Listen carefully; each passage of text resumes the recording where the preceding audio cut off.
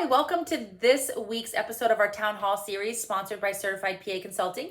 I'm Kasey D'Amato, President of Certified PA Consulting. We have been a consulting firm that started in 2009, myself and my partner Catherine, as a result of she and I being involved in practice management and administration in two different practices. So between the two of us, we have experience from everything from payroll to seeing office financials to major purchase decisions, overseeing staff, in improving processes and protocols, and really everything in between.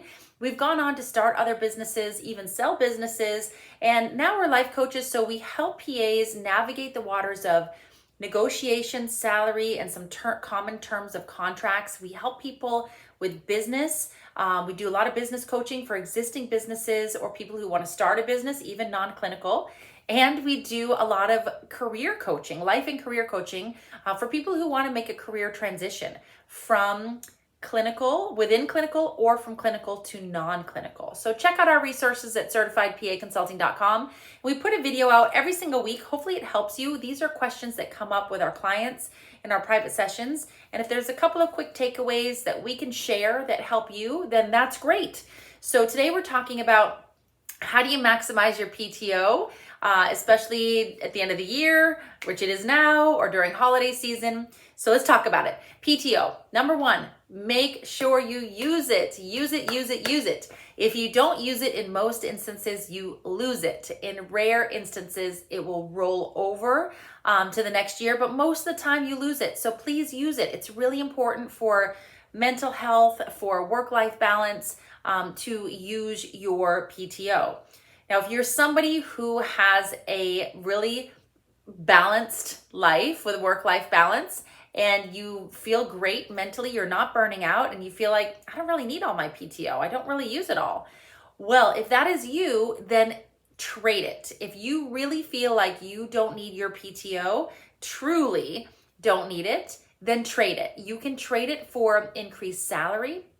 You can trade it for other benefits like additional CME, because PTO has a cost. Believe it or not, it's what we call opportunity cost in business, because when you're not there, there's less productivity, which means there's less money coming in. So that is an opportunity cost or opportunity loss. So there is a cost with PTO. So you can trade that for another benefit if you're truly not going to use it.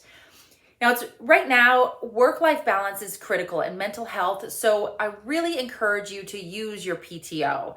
We're working with a lot of clients that are experiencing burnout, some people who have some personal issues with relationships and other things because they work a lot and they're not available at home. So make sure you are utilizing your PTO. Make sure that you really do have that work-life balance and that you really feel that your mental health is in a good place before you trade your PTO. And even if you feel like your mental health is in a good place and you have that great balance, maybe check with your significant other, or if you have kids, check with your kids or your other family members and ask them if they'd like you around more. Do they feel like you're working too much, or that you could use a break?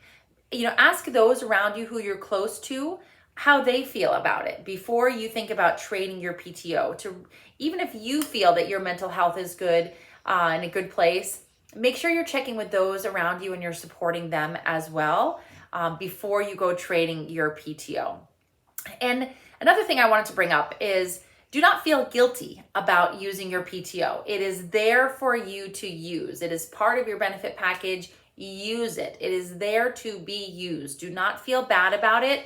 Now, that being said, it is always responsible to think about the facility and don't leave, significantly short-staffed. Like if other staff are off during the holiday season, try not to take a last-minute day or something and leave no providers or something like that. So try to be respectful and responsible about your PTO, but use it and do not feel guilty about it. That patients need you, your supervising physician needs you. Yes, the world needs you, your family needs you, everybody needs you, but guess what? You need you, and you need you to be in a good, healthy mental state. And you are going to serve those around you so much better if you take care of yourself. It's the old saying, like, put the oxygen mask on you before you can help others. So that's what I always remind people who feel guilty about taking time off using PTO, you have to take care of yourself first before you can take care of others. So if you're feeling that guilt and responsibility to patients,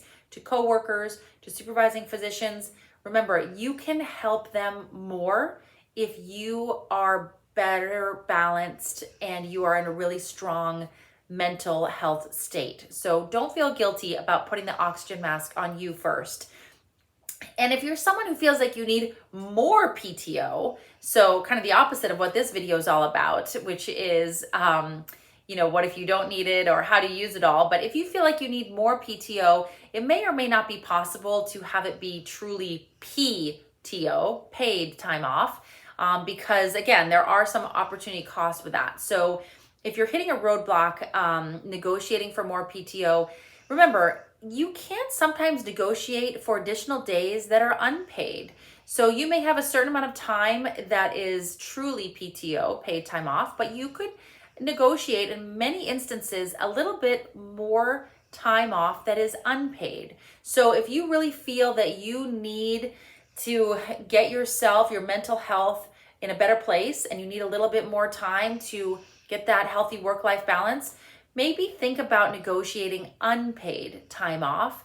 And in some cases, you can even switch to productivity-based pay, which gives you even more control over your time. Now, you can't take off months and months and months. That's a sabbatical, that's a leave of absence, that's a whole nother thing. But when we're talking about an additional 3 to 5 days a year or something like that, maybe even a little bit more, that can often be negotiated as unpaid time off. So remember, PTO is a valuable benefit. Use it, trade it, pay attention to your work-life balance. Do not feel guilty about it. And if you really need more and you're hitting a roadblock negotiating, think about negotiating for unpaid time off. So hopefully this was helpful for you. If you're not sure how to navigate negotiating benefits and how do you do that, you may want to take advantage of our Master the Boss Mindset Masterclass course. It's available now. We don't always have it open and available. It's 100% on demand, so you can take it at your own pace. It's about 6 hours and it qualifies for Category 2 CME. So you can apply it towards your Category 2 CME requirements. So if you are someone who is uncomfortable negotiating and time off is important to you and you're hitting roadblocks in your recent negotiations, or you have an upcoming negotiation and you're not sure how to navigate negotiating the salary and the PTO and all of it together, make sure you register for Master the Boss Mindset now. You can register as a silver, gold, or diamond. Silver is the course by itself that comes with a workbook. And again, you can take it at your own pace. It's on demand. It's good for a year. Or gold or diamond comes with discounted private sessions. So you get the course and you get a private session with myself or somebody on my team. So if you want to really come up with a strong strategy for your next negotiations, you may want to register as a gold or diamond. I hope this video was helpful for you. Again, I'm Kasey D'Amato, and I'll see you next week.